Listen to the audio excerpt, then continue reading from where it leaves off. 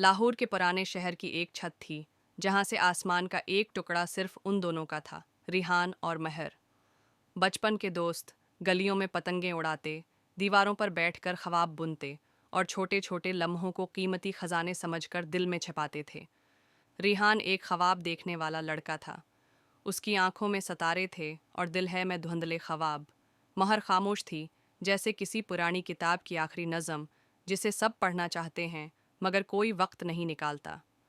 उसकी हंसी रिहान को सबसे ज़्यादा पसंद थी, क्योंकि वो उसकी हंसी में खुद को देखता था।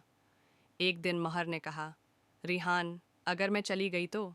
रिहान ने हिंसते हुए जवाब दिया, तो मैं आसमान से सबसे हूँगा, ऊंची पतंग उड़ाऊंगा और उसकी दुम पर तेरा नाम लिख दूंगा।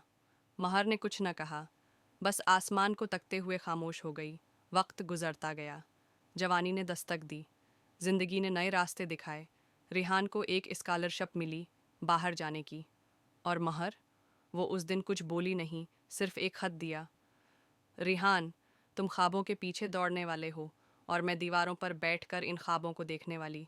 तुम्हें जाना है, मैं जानती हूँ, लेकिन अगर तुम कभी लौटो तो ये छत, ये आसमान, ये पतंग सब वैसे ही मिलेंगे जैसे तुम छोड़ गए थे, और शायद मैं भी। रेहान चला गया।